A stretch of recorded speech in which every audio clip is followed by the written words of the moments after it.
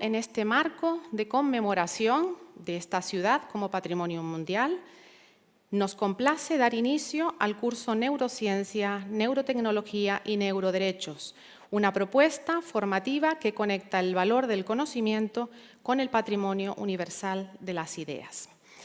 No quiero finalizar esta primera introducción sin agradecer en primer lugar a la Fundación FIDE Caja Canarias por su trabajo de planificación y organización de este evento.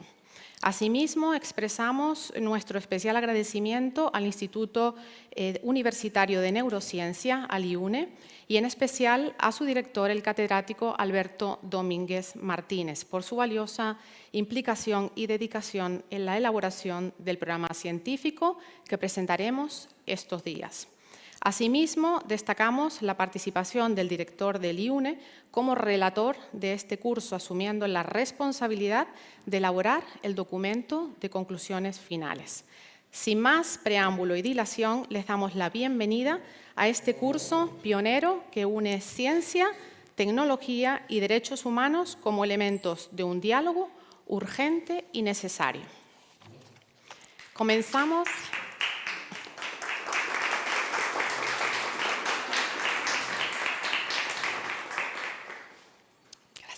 Comenzamos en primer lugar con la conferencia titulada Neuroimagen y neuroterapias en el trastorno de déficit de atención e hiperactividad, TDAH, que será impartida por la doctora Katia Rubia.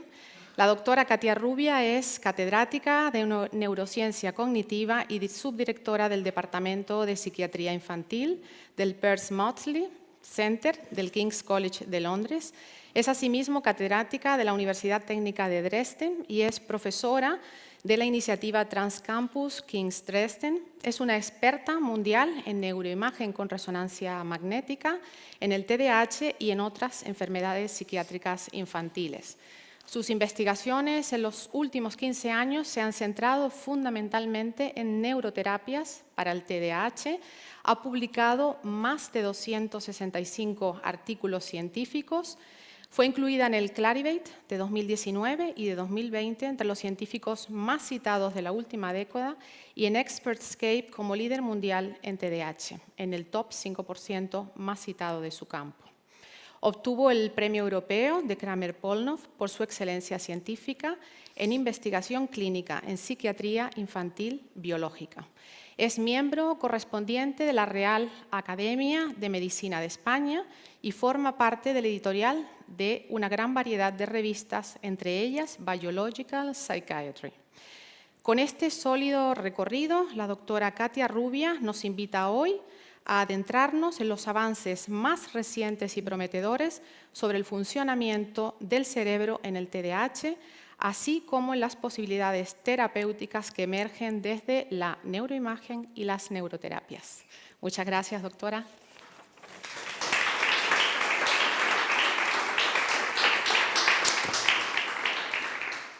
Muchísimas gracias por la introducción tan generosa. También muchísimas gracias por los organizadores para invitarme aquí. Me encanta La Laguna, yo he estado 3 veces, es mi tercera vez. También colaboro con algunos profesores de esta universidad y previamente también tengo que disculparme por mi castellano, que es un poco decadente porque estudié en España, en la Complutense de Madrid. También soy española, pero he nacido en Alemania, por eso tengo acento alemán. Pero espero que me entendáis. Bueno, les voy a hablar primeramente de la plasticidad del cerebro, porque yo pienso que el descubrimiento más importante de las últimas 2 décadas de neuroimagen es que el cerebro es altamente plástico. Esto no lo sabíamos en los 90 cuando yo empecé a hacer estudios de neuroimagen. Y yo creo que es el descubrimiento más importante de las 2 décadas de estudios de MRI. Y luego les voy a hablar que, claro, el hecho de que el cerebro es muy plástico ha ayudado al advento de las neuroterapias. Pero si es plástico, podemos cambiar el cerebro con neuroterapias. Les voy a hablar de los déficits de función cerebral en el trastorno de déficit de atención e hiperactividad. de las últimas 3 décadas y que estamos utilizando como objetivos para las neuroterapias. Y les voy a hablar del neurofeedback con fMRI y de varios tipos de estimulación cerebral. Bueno, el cerebro es, como he dicho yo, las últimas 2 décadas yo creo que han demostrado que el cerebro es extremadamente plástico, no solo en la niñez, que se pensaba que solo era plástico en la niñez, sino que también en el estado adulto. Y eso era nuevo, eso se descubrió en el 2004.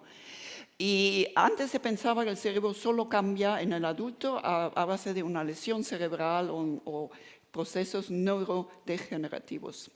Pero eso no es verdad y hemos aprendido que el aprendizaje o el entrenamiento cambia las estructuras cerebrales.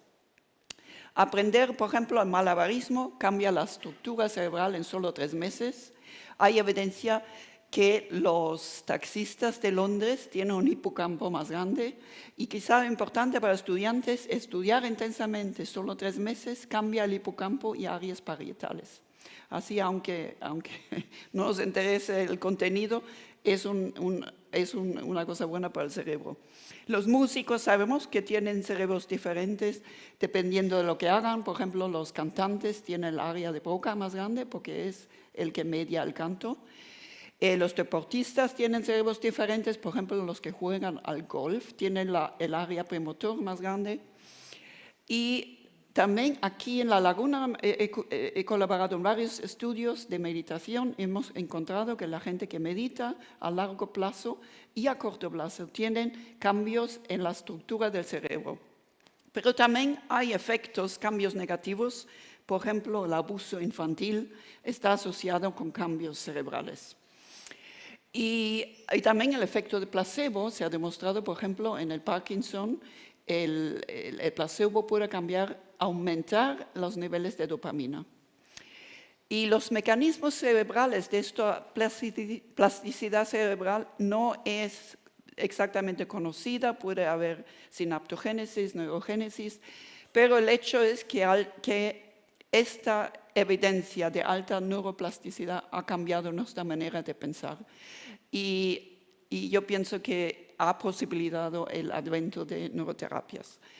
Y algunos ejemplos, este estudio, yo creo que es mi estudio favorito, se publicó en el 2004, y lo que demostró que si empresariales, si les enseñamos el malabarismo, en solo 3 meses, estructuras del cerebro que están asociadas al procesamiento del movimiento visual cambian después de solo 3 meses, y cuando dejan de jugar al malabarismo baja otra vez. Eso se replicó luego en mayores de 65 años, así que a cualquier edad podemos cambiar la plasticidad del cerebro. Según los autores, estos resultados contradijeron en el momento, en el 2004, el punto de vista que teníamos de que la estructura anatómica del cerebro adulto no cambia, excepto por causas morfológicas debido a edad o condiciones patológicas. Eso era realmente nuevo. Así que el aprendizaje causa cambios estructurales. Y este es el ejemplo de los taxistas de Londres que tienen el hipocampo más grande porque tienen que aprender 25 miles de calles y sitios. Otro ejemplo es con la meditación. Esto es un estudio que hemos hecho aquí mismo con el profesor González Mora y Sergio Hernández. Y hemos encontrado que gente que medita más de 5 años tiene un 7% más de materia gris. Y 7% es enorme si tenemos en consideración que gente como pacientes con esquizofrenia, que es una enfermedad grave, tienen solo un 3% de alteraciones y tienen una disminución de la materia gris. Casi todos los pacientes psiquiátricos tienen una disminución de materia gris, pero de 2 a 3%. El TDAH, por ejemplo, tiene una diferencia de 2 a 3%. Así que 7% es bastante. Además, en regiones de control emocional y regiones de control atencional. Y claro, la meditación es un entrenamiento de atención. Y además hemos visto nosotros, y también se ha visto con Mindfulness Meditation, que la materia gris que normalmente baja con la edad, baja menos. Este efecto está menos pronunciado en gente que medita. Eso significa que gente que medita tiene un cerebro más joven. Hemos encontrado el mismo efecto cuando hemos enseñado a estudiantes empresariales la meditación en solo 4 semanas, a un aumento en la materia gris de la corteza inferior prefrontal, que es muy importante para la atención sostenida. Otro ejemplo de plasticidad negativa es el abuso infantil. Nosotros hemos hecho estudios y varios metaanálisis en el abuso infantil y gente que ha sufrido abuso infantil físico o emocional, lo que tiene es anomalías en la estructura del cerebro, en la materia gris, pero también en tractos de materia blanca, sobre todo en redes orbitofrontales límbicas, que son importantes para el control de emociones, y en redes frontoparietales, que son importantes para la atención y procesos cognitivos.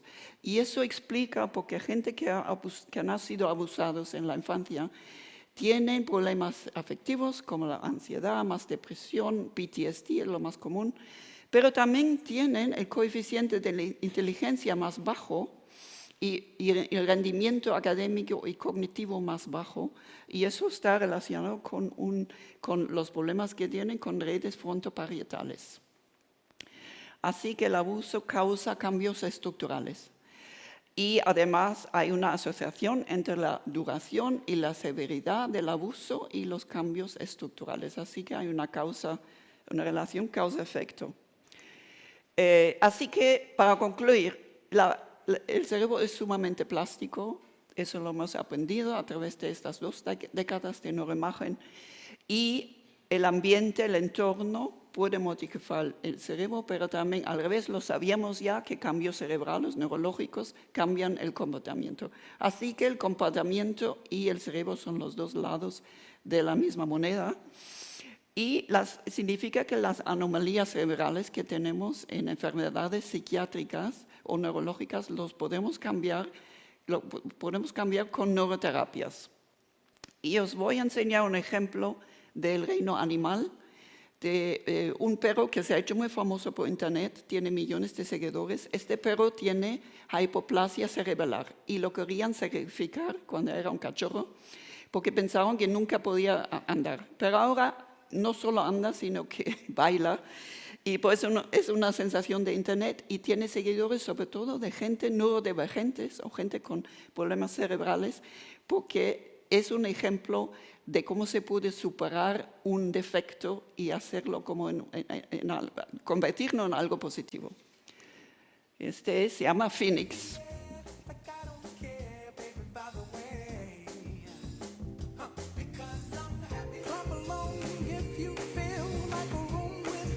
Como veis, si no sabéis que tiene un defecto cerebral, parece que ha aprendido a bailar. Pero como tiene ese defecto y mueve la cabeza, es una sensación por internet y por lo visto hace feliz a mucha gente. Y a mí me gusta mucho. Bueno, para hablar del TDAH, el trastorno de déficit de atención e hiperactividad se caracteriza por síntomas persistentes, inapropiados para la edad y que interfieren con el rendimiento del niño. Y los síntomas son de inatención y impulsividad e hiperactividad. Es el síndrome psiquiátrico más común en niños, es de 7 a incluso 10% dependiendo del estudio. Suelen tener todavía problemas de inatención en el estado adulto. Además, la irritabilidad es muy alta, de un 70%, que es casi como la esquizofrenia o el autismo.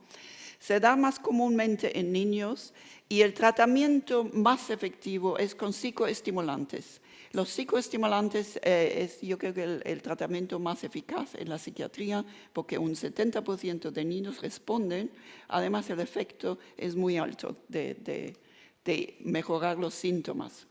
A nivel cognitivo, estos niños tienen problemas con funciones que llamamos ejecutivas, como la memoria de trabajo, la inhibición, la atención, sobre todo la atención sostenida, concentración y procesos de timing.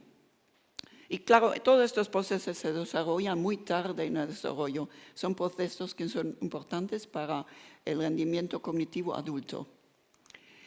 Y nosotros fuimos los primeros de hacer estudios de MAI en el TDAH, pero ya hemos hecho muchos estudios y últimamente hemos hecho metaanálisis, porque ya hay cientos de estudios de FMI, para ver cuáles son las anomalías más consistentes.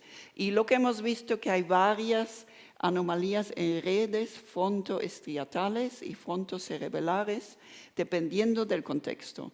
Durante tareas cognitivas de inhibición, por ejemplo, tienen una reducción en el área de la corteza inferior prefrontal, que es muy importante para la inhibición del comportamiento, inhibición motora y ganglios basales.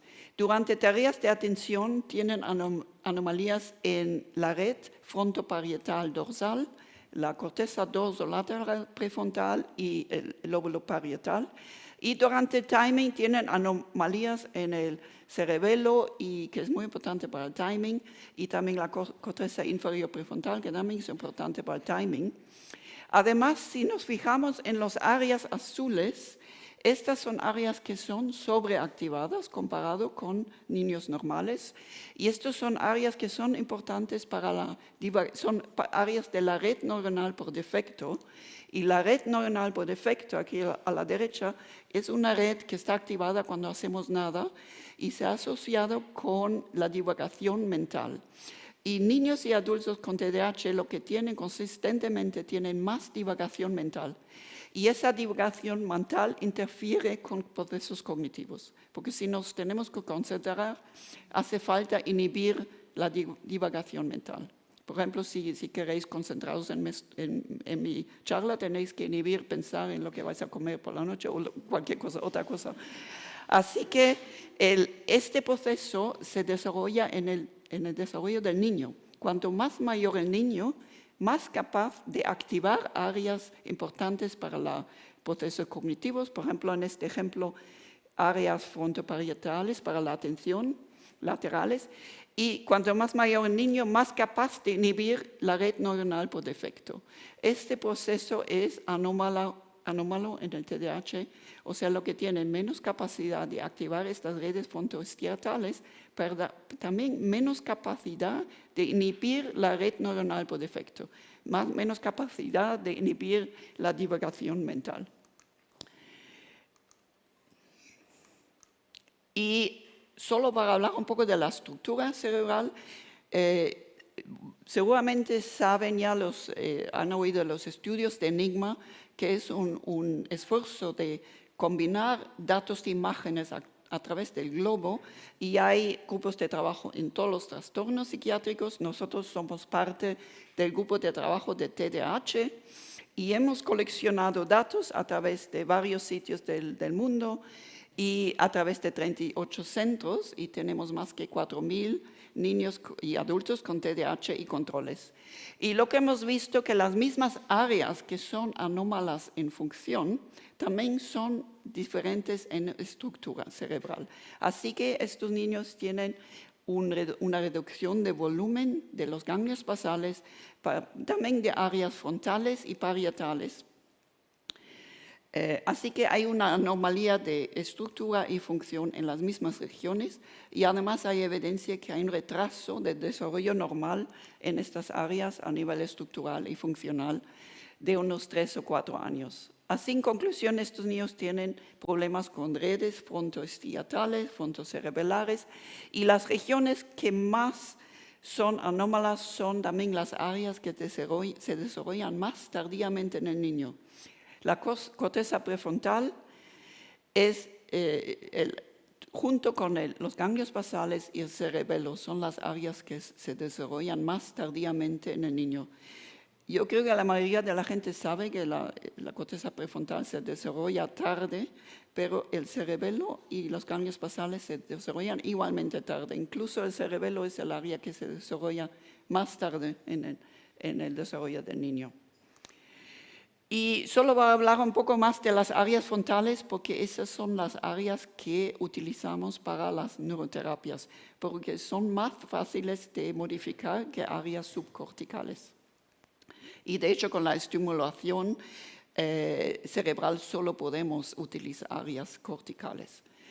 Y la corteza dorsolateral prefrontal, como ya he dicho, está disminuida en el TDAH durante tareas de atención y tareas de memoria de trabajo. Y el área, yo creo que más consistentemente replicada es la corteza inferior prefrontal. Hemos encontrado que esta área está reducida en niños con TDAH en 3 metaanálisis. En el último metaanálisis de estudios de FMI tuvimos más que miles de pacientes y miles de controles, y esa región es consistentemente disminuida en activación y es una región que es importante para la inhibición, la atención sostenida y el timing, que son justo las anomalías más típicas que tienen. Además, también hemos hecho metaanálisis comparativos con el autismo y el TOC, el trastorno obsesivo compulsivo, y este área es reducida en TDAH comparado con estos otros trastornos. Así que es una anomalía específica del TDAH. Además, hemos hecho también metaanálisis de los efectos psicoestimulantes, que ya he dicho que es el medicamento más eficaz en TDAH. Y lo que hacemos consistentemente, lo que hacen los psicoestimulantes, aumentan precisamente la activación de esta área, de la corteza inferior prefrontal, con dosis únicas y a largo plazo. Así que por eso no es sorprendente que sean tan buenos, porque remedian la anomalía más típica del TDAH, que no se sabía porque así que hemos pensado, si utilizamos neuroterapias y utilizamos este área como objetivo, si modificamos este área, hemos pensado que podíamos imitar los efectos de los estimulantes, pero sin los efectos secundarios. Así que, solo para resumir, hay anomalía de activación de áreas durante tareas cognitivas frontostriatales y hay anomalías en la red neuronal por defecto, y hay una menor anticorrelación entre la activación durante tareas y la red neuronal por defecto. Y en neuroterapias, las áreas que se han modificado más son la corteza dorsolateral prefrontal y la corteza inferior prefrontal. Pero claro, también con la neurofeedback se podía modificar los ganglios basales con el neurofeedback con FMI.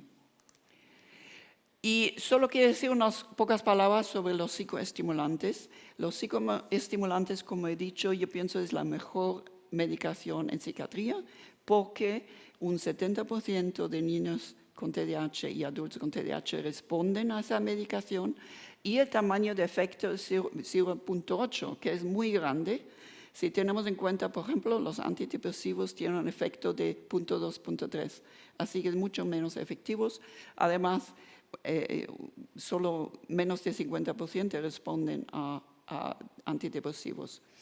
Además, los efectos secundarios son también leves comparado con los efectos secundarios que tenemos en los antidepresivos o los antipsicóticos. Lo que hacen esa medicación es aumentan la dopamina y la noradrenalina, que son justo los neurotransmisores que son más bajos en el TDAH. Pero también tienen inconvenientes.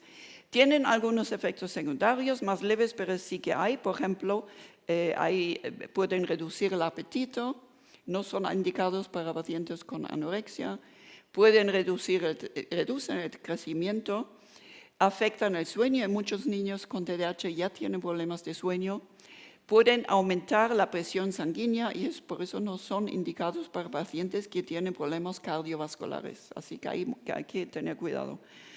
Pero yo creo que y el 50% de adolescentes dejan de tomarlo. Y yo pienso que lo dejan de tomar porque el efecto a largo plazo, en mi opinión, no existe. No se ha demostrado nunca que tienen efecto a largo plazo.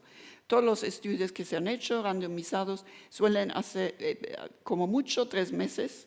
Hay muy pocos estudios a largo plazo, y los estudios que hay a largo plazo, el efecto es mucho más bajo. Es como 0.3.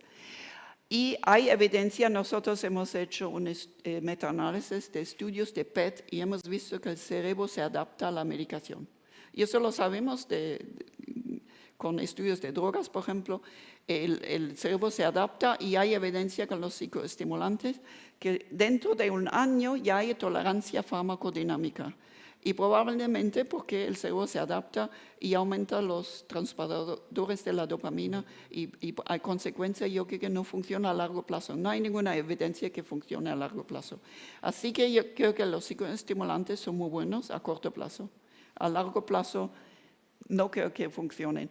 Por eso las neuroterapias tienen su lugar porque pueden modificar estas áreas típicas que hemos visto que son anómalas, que hemos descubierto en las últimas 3 décadas de neuroimagen. Y los efectos secundarios son mínimos y además se van enseguida, son pasajeros.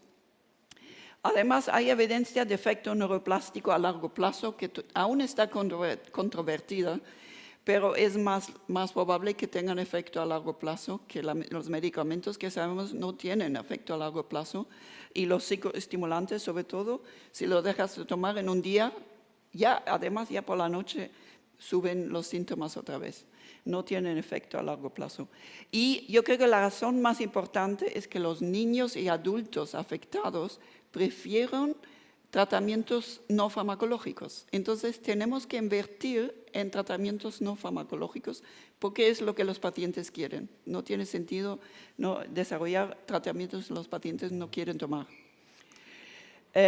Y entonces lo que hemos hecho es intentando cambiar, reversar las anomalías que hemos visto, sobre todo en la corteza inferior prefrontal, con neuroterapias. Hemos hecho 2 estudios con neurofeedback, con fMRI, y hemos hecho varios estudios con estimulación cerebral, utilizando el TDCS, ahora estamos utilizando TMS, con o sin entrenamiento cognitivo. Y claro, el neurofeedback es el método más activo. En el neurofeedback enseñamos al paciente a incrementar la activación cerebral a través del feedback. Con la estimulación esto es un método pasivo, pero si le combinamos con entrenamiento cognitivo puede ser semiactivo, semipasivo. Y el método más pasivo es la estimulación del nervio trigémino. El nervio trigémino está aquí en la forehead. Y esa estimulación se da en los niños cuando duermen. Es totalmente pasivo. Y bueno, les voy a hablar de esto. Y primero voy a empezar a hablar del entrenamiento cognitivo, que algunas personas, algunos científicos lo consideran neuroterapia. En mi opinión no es neuroterapia, es un entrenamiento cognitivo. Pero hemos hecho metaanálisis de todos los estudios que se han hecho hasta el 2022 y hemos encontrado 14 estudios que tuvieron resultados ciegos. Y en nuestro metaanálisis no hemos encontrado ningún efecto significativo sobre la reducción de síntomas de TDAH o impulsividad e hiperactividad. Encontramos una mejora en síntomas de atención, pero muy pequeña, de 0,17, que no es nada comparado con los estimulantes. Además, el efecto se fue después de 6 meses. Tampoco hemos encontrado que entrenar una tarea específica, por ejemplo, entrenar la memoria de trabajo, no tiene ningún efecto de transfer a otras esferas. Es decir, entrenar la memoria de trabajo no cambia otras tareas cognitivas, el rendimiento en otras funciones neuropsicológicas o académicas. Así que no hay un efecto de transfer. Así, en conclusión, no hay evidencia de que el entrenamiento cognitivo mejore síntomas de TDAH o funciones cognitivas. El neurofeedback con fMRI, esto es una manera muy activa de enseñar al niño a activar una región cerebral. Y lo que hacemos es que le preguntamos al niño que active la corteza inferior prefrontal. Y claro, el niño no tiene ni idea cómo hacerlo. Y lo hace a través de ensayo y error. Pero cada vez que él activa este área, en el tiempo real, esto está conectado a un feedback. En nuestro caso, este roquetero. Y cada vez que el niño aumenta la activación, el roquetero sube. Y cuando lo reduce, el roquetero baja. Y la meta del juego es hacer el roquetero llegar al espacio y llegar a una estación espacial. Así que de manera divertida el niño aprende. Y esto a los niños les gustó mucho. Además, si habéis hecho alguna vez el neurofeedback, parece como magia. Si jugar un videojuego con el cerebro es como, ¿no? Parece como magia, se siente como Harry Potter. Y esto, una vez que lo hacen, lo van a hacer otra vez. Una vez que se dan cuenta que yo hago algo con mi cerebro, el roquetero se mueve, lo va a hacer otra vez. Y eso se llama el booklet de neurofeedback. Y a ver si... Sí, y el neurofeedback con eje se ha llevado a cabo haciendo desde hace 50 años. Y los últimos metaanálisis, hay 11, y el último no encontramos ningún efecto significativo con el neurofeedback con eje. Así que yo pienso que esto no tiene mucho valor. Pero el neurofeedback con fMRI, como fMRI tiene una resolución espacial mayor, el aprendizaje es más rápido. Adultos pueden aprenderlo con 4 veces de 10 minutos, lo pueden aprender. Y además podemos modificar regiones subcorticales. Podríamos modificar los ganglios basales o podríamos modificar la corteza inferior prefrontal, que no se puede modificar con el eje. Así que hemos hecho un estudio piloto primeramente en adolescentes, porque en este tiempo no se sabía ni siquiera si niños pueden aprender el neurofeedback con fMRI, solo se había hecho en adultos. Además, tampoco sabíamos si niños con TDAH pueden hacerlo.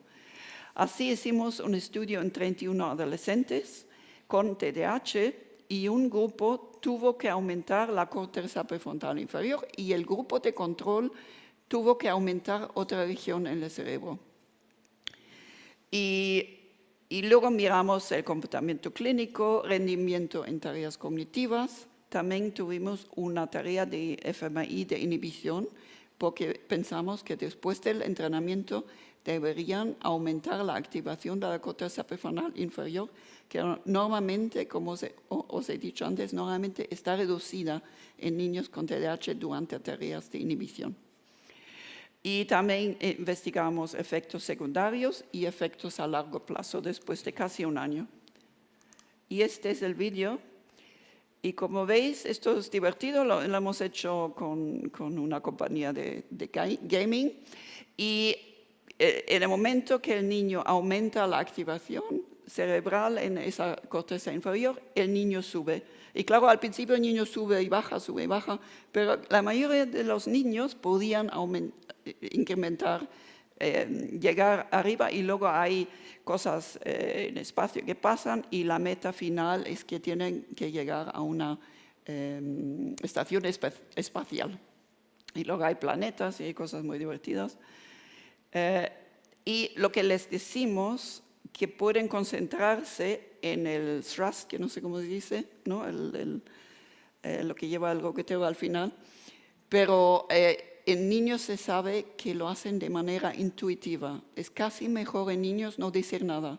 Y los niños lo hacían de diferente manera. Algunos niños decían que se concentraron en algo del roquetero, pero otros niños decían que estaban cantando o incluso contando matemáticas. Muchísimas técnicas totalmente divertidas, y yo creo que la más interesante fue uno que dijo que hizo relajación, imaginarse que está en una playa, y por lo visto le hizo efecto. Bueno, el caso es que los niños podían aprender esto, y esto es un aumento de la corteza inferior prefrontal después del tratamiento como antes del neurofeedback, y tardaron, como aquí se ve, 8 sesiones, ¿no? Adultos normales lo hacen en 4 sesiones, así que los niños tardan el doble, pero lo pueden hacer. Y el grupo control también aprendió a incrementar su área, así que el grupo control era un grupo de control activo, ¿no? Los dos eran activos, solo que utilizaron otras regiones. Pero en el comportamiento no encontramos ninguna diferencia de grupo. Los dos grupos mejoraron en síntomas de TDAH. Lo único que es interesante es que después de casi un año, el grupo activo tuvo un efecto significativo de reducción de síntomas. Además, era más largo, 26% comparado con después del tratamiento. Así que después de 11 meses el efecto era mayor y no era significativo en el grupo control. Así que pensamos quizá esto podía haber sido un efecto neuroplástico. Y esto se ve en EEG, neurofeedback con EEG. Muchas veces los efectos son más largos después de un tiempo que inmediatamente después del tratamiento. En una tarea de inhibición en el FMI, vimos lo típico que antes del tratamiento no activan la corteza inferior prefrontal, pero después del tratamiento tuvieron un aumento de la activación de la corteza prefrontal. Y también durante los fallos, durante el seguimiento de fallos, hubo un aumento de la activación en el hemisferio opuesto, en la corteza inferior prefrontal de la izquierda. Y esto es interesante porque este efecto es similar al de los estimulantes. Los estimulantes hacen eso, aumentan la activación de la corteza prefrontal derecha e izquierda. Así esto era positivo y también queríamos ver si había cambios en redes funcionales. Queríamos ver si después del tratamiento la corteza inferior prefrontal estaba más conectada con otras regiones del cerebro. Y encontramos, de hecho, que hubo un aumento de la conectividad de la corteza prefrontal inferior con el caudado. Y hubo también una mayor anticorrelación con áreas de la red neuronal por defecto, que también es bueno, porque significa que bajó la red neuronal por defecto después del tratamiento comparado con antes. Así que el fMRI neurofeedback de una región puede cambiar redes neuronales. Y bueno, así que pensamos que es factible el neurofeedback con fMRI, pero a nivel de reducción de síntomas y mejora en cognición no encontramos diferencias de grupos. Pero claro, tuvimos 2 grupos activos y pensamos que quizá modificar tu cerebro independiente del área puede cambiar, puede tener un efecto positivo. Así que los resultados eran prometedores, pero queríamos replicarlo e incluir un control de placebo, porque no teníamos, los 2 grupos modificaron su cerebro. Así que lo hicimos otra vez en otro estudio más largo, donde queríamos reclutar cientos de niños y por culpa del COVID acabamos con 18. Pero lo que hacíamos aquí, teníamos un neurofeedback simulado, es decir, los niños recibieron neurofeedback de otra persona. Y tú no puedes aprender si recibes un neurofeedback falso de otra persona. Así que controla perfectamente por el efecto placebo. Y así que cuando tuvimos un control del efecto placebo perfecto, no encontramos ninguna diferencia. No encontramos diferencias de grupo, ni en síntomas clínicos, tampoco en la cognición. Y sí que aquí vemos los 2 grupos mejoraron, pero esto es probablemente un efecto placebo, porque el grupo placebo mejoró tanto como el grupo activo. Y sabemos también que cuando añadimos neuroterapias, el efecto placebo es mucho más grande. Así que yo creo que esto fue un efecto placebo y encontramos sí que pudieron activar la corteza prefrontal inferior, lo vemos aquí, pero esto no se trasladó a efectos clínicos ni cognitivos. Así que no hay evidencia que el neurofeedback con fMRI de la corteza prefrontal inferior mejore síntomas de TDAH o funciones cognitivas. Lo único que encontramos que replicamos este resultado, que hubo un aumento de la corteza inferior prefrontal izquierda durante el seguimiento de rendimiento. Y esto lo habíamos encontrado en el estudio anterior. Así una replicación bonita del mismo resultado, pero esto no tuvo ningún efecto sobre medidas clínicas o cognitivas. Y no vale la pena hacer un tratamiento tan caro solo para encontrar algún efecto en el cerebro, si no se traduce al efecto clínico o cognitivo. Así, para hablar de la estimulación cerebral, Les voy a hablar de estos tratamientos. Well, el TMS, se han hecho seis estudios con TMS en el TDAH. La mayoría de los estudios se hicieron en adultos porque el TMS duele un poco y no es muy indicado para niños pequeños.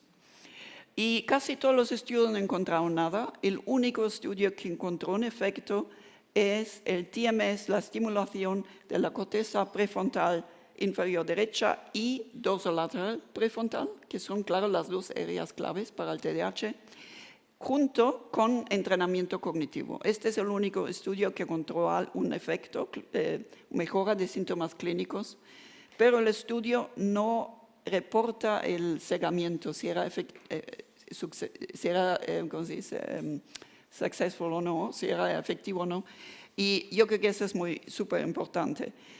Y claro, el TMS se nota. Si tú recibes estimulación que además duele, el grupo de control sabe que no recibe nada porque eso se nota.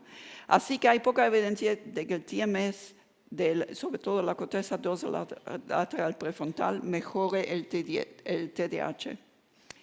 La estimulación eléctrica transcranial es mucho más ideal para niños porque no duele nada, casi no duele, casi no se nota y también es mejor para el cegamiento porque casi no se nota y es muy fácil de cegar. En niños típicamente lo que hace la estimulación, el ánodo lleva a un aumento y puede activar neuronas por debajo, mientras que el cátodo decrementa activación cerebral. Y este método además es muy barato, es muy seguro, los efectos secundarios son pequeñísimos, suelen ser un picor, un poco de dolor de cabeza que luego se va enseguida. Además, hay evidencia que te puede aumentar neurotransmisores como la dopamina o la noradrenalina. Y además hay evidencia de efecto neuroplástico a largo plazo en controles y también en pacientes depresivos. Se han encontrado efectos hasta de 1 año. Así que hemos pensado que esto puede ser interesante. Hicimos un metaanálisis de los estudios que existen y casi todos los estudios que se han hecho han utilizado la corteza dorsolateral prefrontal izquierda, que no es la área más adecuada en mi opinión. Y casi todos los estudios han hecho de 1 a 5 sesiones, que son muy pocas. Y también se han hecho muy pocos números de pacientes. Así el campo está como muy limitado. Pero en nuestro metaanálisis lo que encontramos que no hubo efecto sobre medidas de atención, de inhibición y velocidad del procesamiento. Solo hubo efectos de tendencia, así que no hay mucha evidencia que esto mejore funciones cognitivas en el TDAH. Pero nosotros quisimos hacer otro estudio más largo y hicimos el estudio más largo en niños, que no es largo de por sí, pero es el estudio más largo en el campo. Reclutamos 50 niños con TDAH de 10 a 18 años, les dimos 15 sesiones de 20 minutos durante 3 semanas. Y el grupo control recibió estimulación durante 30 segundos y luego lo apagamos. Así que todo el mundo notó algo y el cegamiento era muy exitoso. Y luego miramos y lo combinamos con el entrenamiento cognitivo, que no voy a tener tiempo de enseñarlo, pero es muy divertido y bueno, no me da tiempo. Pero efectivamente no encontramos ningún efecto sobre síntomas clínicos y cognitivos. Los 2 grupos mejoraron, que puede ser efecto placebo, puede ser por el entrenamiento cognitivo que los 2 recibieron, y tampoco hubo ningún efecto en medidas de eje, que fue sorprendente porque se supone que la estimulación hace algo sobre el cerebro, pero no encontramos ningún efecto. Pero es un método muy seguro y como he dicho, el cegamiento era exitoso, pero no hubo ningún efecto. Sin embargo, hemos hecho un estudio en adultos con TDAH y estos adultos les dimos TDCS para hacerlo en casa durante 4 semanas, todos los días 30 minutos. Y en adultos es más importante la atención, por eso utilizamos la corteza dorsolateral prefrontal derecha como objetivo de la estimulación. Y lo que encontramos que después de 2 semanas, como veis a la derecha, después de 2 semanas no encontramos ningún efecto, como en el estudio pediátrico, pero encontramos un efecto después de 4 semanas. Es decir, quizás hace falta más tiempo, hace falta 4 semanas para ver un efecto que no se ve con 2 semanas. Y claro, no podemos pensar que con solo unos cuantos días de simulación que podemos tener un efecto. Pero también hay que decir que el seguimiento no era perfecto, porque los adultos se dieron cuenta. En el grupo activo, muchas personas se dieron cuenta que recibieron el tratamiento real. Así que el seguimiento siempre es más fácil en niños que en adultos, porque los adultos son más probables que se den cuenta. Así que puede haber habido un efecto placebo. Y por último, la estimulación del nervio trigémino causó mucha sensación porque hubo un estudio en Estados Unidos que encontró un efecto muy bueno y es el único método aprobado por la FDA como tratamiento no farmacológico para el TDAH, a base de un estudio de 62 pacientes. Lo que hace es el nervio trigémino, está aquí en la forehead, ¿no?, en la cabeza, y este nervio entra al cerebro y lo que hace es activa el locus coeruleus. El locus coeruleus es importante para el estado de alerta. Además, manda noradrenalina a la corteza y hay alguna evidencia de estudios de FMI que esto activa áreas frontostriatales, así que de forma indirecta puede activar áreas frontales, de abajo a arriba, en vez de arriba a abajo, como los demás. Y así que hemos pensado, esto es muy interesante porque además hay alguna evidencia que afecta a otros neurotransmisores como la dopamina, que es importante para el TDAH, y porque el sistema de alerta también es muy bajo en niños con TDAH, se sabe. Así que hemos hecho primeramente un metaanálisis de TNS en psiquiatría y neurología y encontramos...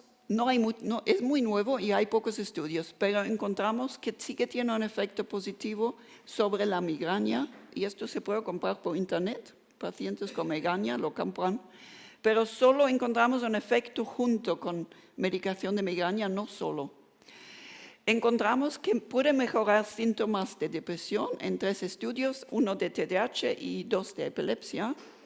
Y sobre todo encontramos que es muy seguro, está muy bien tolerado, hay pocos eventos adversos y los efectos secundarios son muy leves y muy pasajeros. Como he dicho, un picor quizá o un dolor de cabeza que se va enseguida. Y este es el estudio americano que encontró que este tratamiento se da en niños por la noche, y se da por la noche simplemente porque tienen que llevarlo 8 horas y es más fácil por la noche. Y se lo dieron a los niños durante 4 semanas. El grupo control, sin embargo, no recibió ninguna estimulación, pero encontraron una mejora de efecto medio, 0,5, que es bastante buena. Y encontraron también una tendencia de mejorar la ansiedad. Y en el G esto estaba asociado con una activación de áreas prefrontales en el lado derecho. Así que vemos aquí una reducción de síntomas después de 1 semana y luego más después de 4 semanas. Sin embargo, en este estudio solo les preguntaron si estaban ciegos al tratamiento después de 1 semana. Y después de 4 semanas no preguntaron, así que no sabemos si estaban ciegos o no. Y yo supongo que si tú recibes una estimulación ninguna, te das cuenta. Igualmente el grupo que recibió estimulación se da cuenta porque tienen dolores de cabeza y tienen algunos efectos secundarios. Así que ahí podía haber habido un efecto placebo. Y por eso decidimos... Bueno, somos también parte de los directrices de NICE del Reino Unido y NICE dijo que esto es muy prometedor, pero parece un tratamiento eficaz, pero hacen falta más estudios. Y por eso hicimos un estudio multicentro que lo acabamos de mandar a publicación. Este estudio hicimos mucho más niños, 150 niños reclutamos a través de Londres, Southampton y Portsmouth, y les dimos 4 semanas de TNS, pero en el grupo control les dimos cada hora 30 segundos de estimulación, luego lo apagamos. Así que cada hora recibieron algo y luego se apagó. Y de hecho el cerramiento era perfecto, salió muy bien porque los dos grupos pensaron que estaban en el grupo real. Porque de todas formas la parte frontal aquí, si lo estimulas, después de unos 30 segundos, 60 segundos, se adapta y no lo notas más. Por eso los dos grupos pensaron que estaban en el grupo real. Y luego miramos divagación mental, ansiedad, depresión, sueño, aparte de síntomas de TDAH. También investigamos rendimiento cognitivo en tareas de funciones ejecutivas, seguridad y mecanismos de acción. Investigamos efectos en el MRI antes y después para ver qué es lo que pasa. Y este es el diseño que ya más o menos he dicho. Efectivamente lo que encontramos que los grupos estaban muy bien emparejados, había una conformidad y adherencia de 93%. Eso significa que casi nadie dejó el estudio y todos hicieron de 28 sesiones, la media era de 26, que es muy alta, casi todos lo hicieron. Y además, nosotros en el Reino Unido encontramos que los niños y los padres les encantan tratamientos no farmacológicos. No tuvimos ningún problema de reclutar pacientes, que tenemos siempre con medicamentos. Y como veis, desgraciadamente no hubo ninguna diferencia entre el real y el falso. Como mucho, después de una semana se ve que el falso, que es el azul, mejoró más que el activo, así como mucho les hemos afectado de forma negativa. Pero después de 4 semanas, que era el resultado primario, no hay ninguna diferencia, se ve ninguna. Lo que se ve, los dos bajan, así que hay un efecto placebo. También en efectos secundarios, no encontramos tampoco ningún efecto sobre síntomas de depresión, de ansiedad, de sueño, no encontramos efectos en tareas cognitivas, tampoco encontramos ningún efecto en medidas objetivas de hiperactividad, tampoco, y lo bueno es que no hubo tampoco diferencias en los efectos secundarios, los dos grupos tuvieron los mismos efectos secundarios. Así que lo que pienso es los efectos positivos del estudio primario de americano, yo creo que podían haberse debido a lo que yo llamo neuroencantamiento o neurosugerencia. Nosotros sabemos si añadimos neuroterapias, el efecto de placebo es mucho mayor. Eso hay que tenerlo en cuenta. Y, por ejemplo, en nuestro estudio, el efecto de placebo era 0,9. Esto es muy alto y es el doble de alto que el efecto placebo con medicamentos, que es 0,4.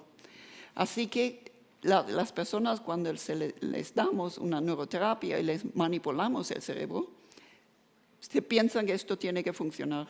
Así que el efecto placebo es mucho mayor. Y yo creo que es el problema de todo el campo de neuroestimulación, sobre todo si sabéis, por ejemplo, que el TMS se utiliza en la depresión. Pero todos los estudios, al menos en el TDAH, todos los estudios positivos que he visto, o el cerramiento no funcionó o no se reportó en el estudio. Y yo pienso eso es el mismo caso en la depresión. Los estudios así muy positivos, si miras, el cerramiento no es perfecto, porque la gente se da cuenta, sobre todo con TMS, porque duele. Así que yo creo que ha sido un efecto placebo en el estudio anterior y en el momento que controlamos el efecto de placebo bien con un grupo de control que está bien controlado, desaparecen los efectos tan positivos. Así, y por eso tienes que el niño se cree que va a mejorar y los padres se creen que va a mejorar y por eso mejoran por el efecto placebo. Así, en conclusión, yo creo que las neuroterapias aún pienso que pueden ser prometedoras porque tenemos buenos biomarcadores en el TDAH, que no es el caso en otros trastornos como el autismo, que es mucho más messy, ¿no? Y los efectos secundarios son mínimos y los pacientes los prefieren. Pero yo creo que hay mucho que estudiar todavía. El TNS, según nuestro estudio, no tiene efecto sobre el TDAH y tenemos que hablar con la FDA porque esto hay que revocar la aprobación de este método porque los pacientes lo compran, vale $1,000 el aparato. Y tampoco creo hay mucha evidencia de que el neurofeedback funcione. El neurofeedback con EEG, yo creo que está claro que no tiene mucho efecto. Con el fMRI, nuestro estudio, claro, no demostró efecto, pero claro, es el primer estudio y habría que ver si intentamos cambiar redes, quizás más efectivos, pero eso habría que ver. La evidencia para el TMS, el TDCS, es controvertida. Los estudios positivos se han hecho en adultos y el seguimiento no era perfecto, así que hay que investigar más. Pero hay muy pocos estudios, además, muy pocos estudios de multisession, ¿no? Que han hecho varias sesiones. Las neuroterapias son muy recientes. Hay que tener en cuenta con medicación, hay 50 años de estudios. Con neuroterapias estamos en el principio. Hay que investigar mucho más. No sabemos los protocolos óptimos. No sabemos cuántas sesiones hay que hacer, la intensidad, cuál es la mejor región y seguramente diferentes niños se benefician de estimulación de diferentes regiones dependiendo de la biología individual. Esto también hay que tener en cuenta. El cráneo es muy diferente en diferentes personas y nosotros, por ejemplo, que hemos visto que funcionó mejor en los niños más pequeños porque utilizamos 1 mA. 1 mA para un adolescente de 18 años es muy poco. Para un niño de 6 años es mejor. Así que hay que investigar, hay que adaptar la estimulación al cráneo de la persona. Como he dicho, la condición control es fundamental. Tenemos que evitar que haya un neuroencantamiento o neurosugerencia. Tampoco sabemos qué pasa con la sobreestimulación, porque nuestros resultados de MRI están basados en resultados de grupo. Por ejemplo, no todos los niños tienen una reducida activación en el córtex prefrontal. Hay algunos niños que ya tienen activación perfecta, otros lo tienen disminuida. Entonces, hay que adaptarlo al niño individual y hay alguna evidencia si sobreestimulamos, ¿no? Si sobreestimulamos una región, podemos dañar funciones cognitivas mediadas por la región. Así que hay que tener cuidado, porque no hay efectos secundarios así de dolor de cabeza, pero nadie mira en detalle qué pasa a nivel cerebral. Puede haber efectos secundarios. Y además también se sabe si estimulamos la corteza prefrontal, podemos disminuir la activación del lóbulo parietal, porque está debajo, porque está dominado. Así que hay que tener mucho cuidado con la estimulación. Y tampoco sabemos los efectos a largo plazo. Por ejemplo, en los adultos, como he enseñado, hemos encontrado que mejora la inatención después de 4 semanas, pero no sabemos cuánto tarda el efecto, se va, cada cuánto hay que repetirlo, nadie sabe cuánto dura el efecto. Y por último, lo más importante es, yo pienso que tenemos que utilizarlo de forma personalizada, averiguar cuál es la neurobiología individual y luego utilizar estas áreas individuales para cada niño. Esto es muy importante y por último hay consideraciones neuroéticas. En el Reino Unido el TDCS se da a niños con TDAH en clínicas privadas sin saber si esto funciona, sin saber si hay efecto a largo plazo, sin saber cuál es el óptimo protocolo, cuántas sesiones hay que hacer. O sea, los clínicos utilizan lo que quieren realmente sin que haya evidencia de que esto realmente tiene efecto. Y yo creo que esto es muy importante. La neuroética es muy importante, sobre todo en el campo de de neuroterapias. Hay que tener mucho cuidado.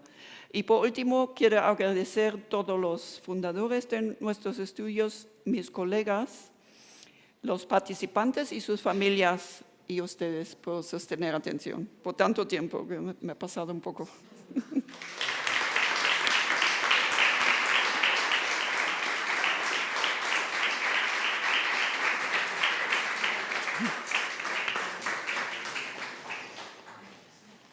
Muchas gracias, doctora.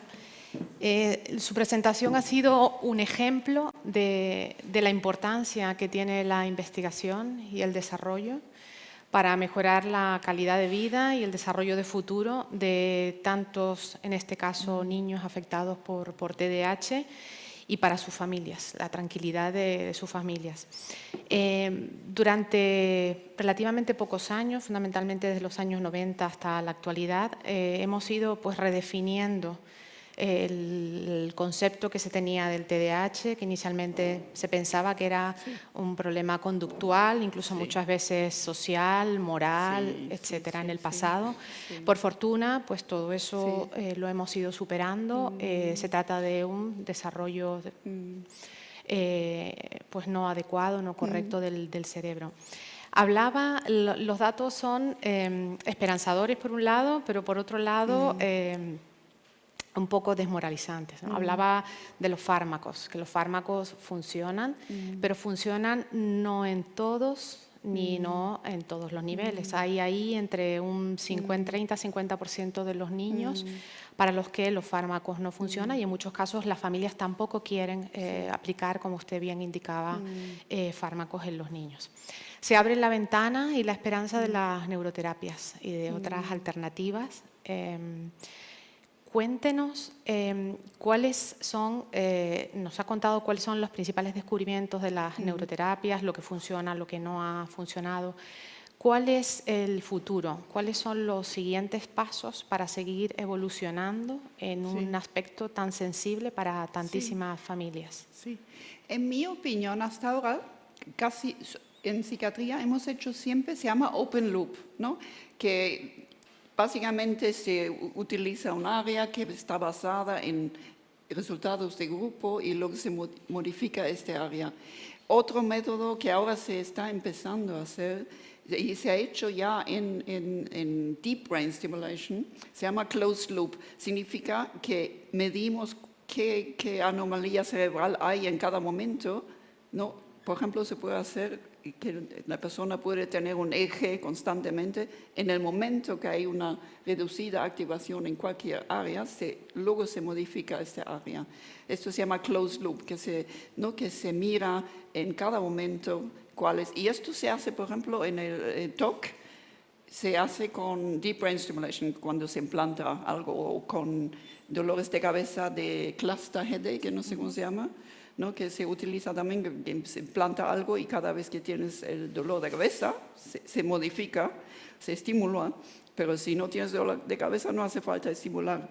Esto se llama closed loop y yo creo que el futuro está más en tratamiento personalizado, utilizando más el closed loop y también investigando, o sea, utilizando como objeto de estimulación, no un área para todos, una panacea para todos nunca funciona bien, sino que tratamiento, medicina precision medicine, como se dice, no, tratamiento individualizado, investigar cuál es la anomalía en cada niño en concreto y luego yo creo que este es el camino en el futuro.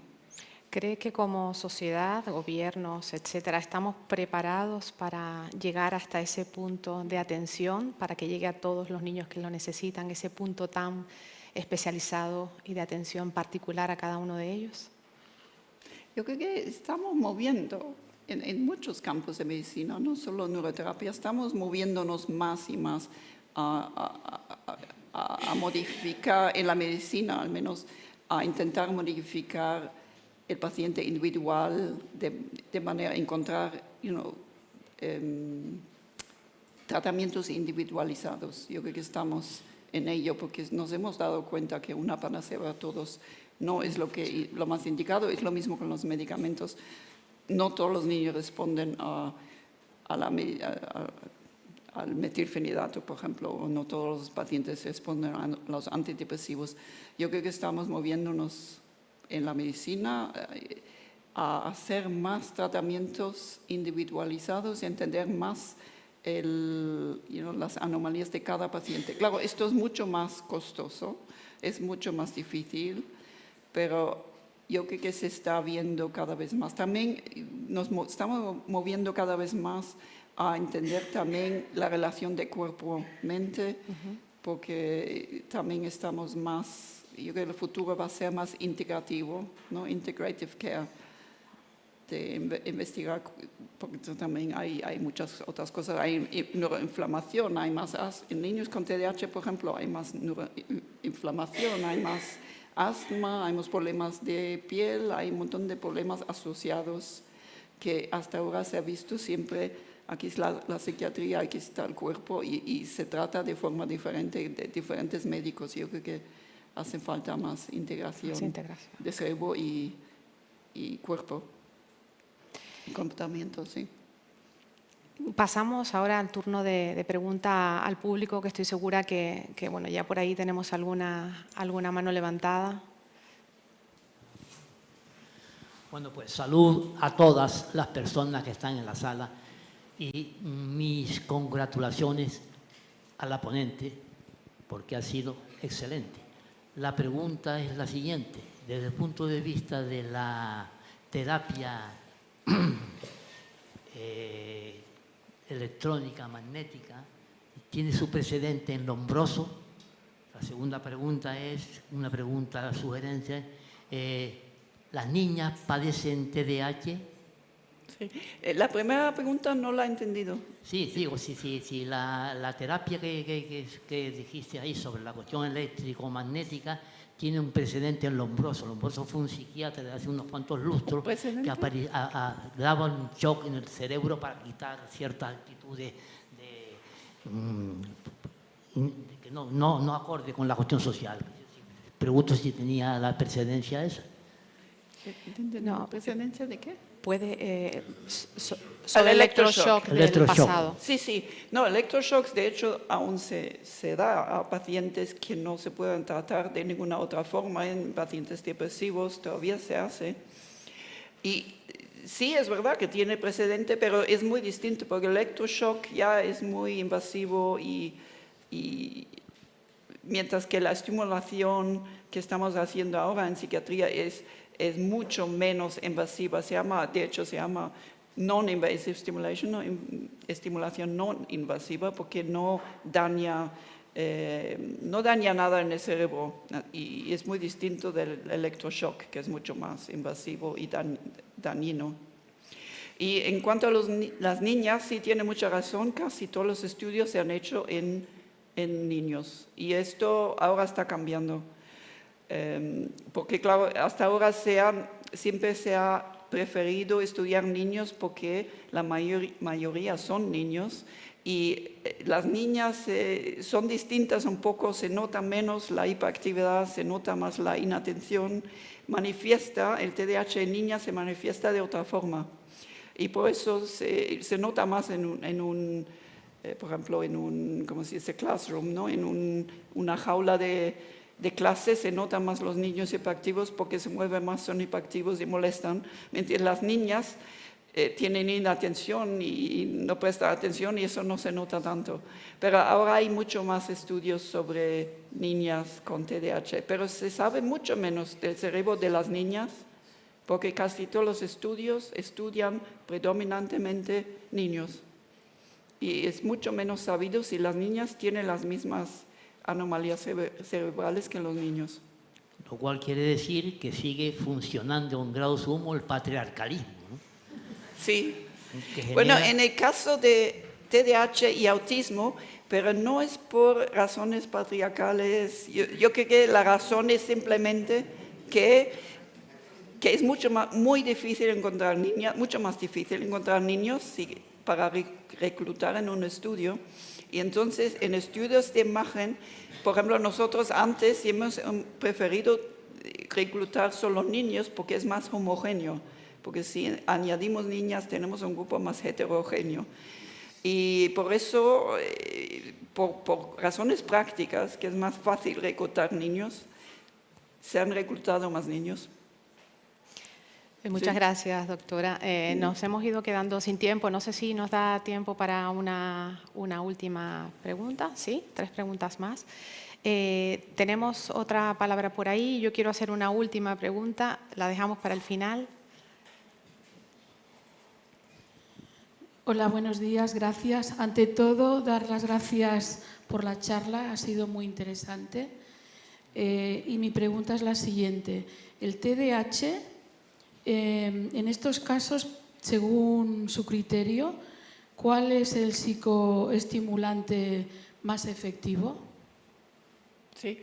Bueno, se sabe que en niños, en general la anfetamina es más efectiva, pero tiene más efectos secundarios en niños. Por eso en adultos se dan las anfetaminas, mientras que en niños el metilfenidato es el tratamiento primario porque tiene menos efectos secundarios. Pero ahora hay una nueva lisdexanfetamina que parece ser que es mejor que metilfenidato. Así yo pienso que la mejor es metilfenidato y lisdexanfetamina para niños con TDAH.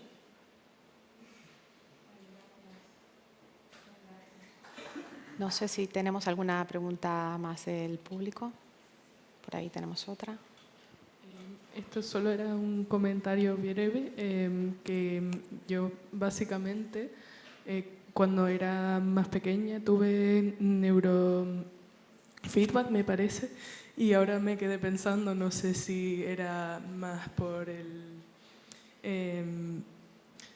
no sé si era el efecto placebo o si realmente tuve, fue un par de sesiones de 2 días a la semana y estuve, como 1 hora más o menos y nos ponían una película relajante y era con, no sé qué tipo era, pero bueno, era... No, yo quizá he sido un poco negativa porque incluso en neurofeedback con EEG hay un subgrupo que responde bien, pero en plan de estudios de grupo yo creo que no es efectivo, pero esto no descarta de que pueda haber un grupo pequeño que sí que, para los que sí que es beneficioso. Y en nuestros estudios de neurofeedback, por ejemplo, hemos encontrado que solo el 50% aprende, el otro 50% no aprende neurofeedback. Así que también hay que investigar cuáles son los pacientes que aprenden neurofeedback, porque son los primeros que se benefician, los que no aprenden no se benefician. Y claro, por eso estos estudios de grupo siempre son un poco difíciles de aplicarlos a un individuo, porque un individuo en particular puede que se beneficie de neurofeedback si lo aprende muy bien, pero tenemos que intentar averiguar cuáles son los niños que se benefician de neurofeedback, cuáles son los niños que se benefician de la neuroestimulación y luego cuáles se benefician de los medicamentos, porque seguramente hay subgrupos de niños que algunos responden mejor a un tratamiento y los otros mejor a otro. Esto es lo fundamental que hay que investigar, en mi opinión. Sí. Muchas gracias, doctora. Nos indica nuestro compañero Francisco que nos hemos quedado sin tiempo. Ahora, en este momento, damos paso al café en el Jardín del Drago, que está saliendo a la derecha, y nos volvemos a ver en 20 minutos de vuelta. Gracias.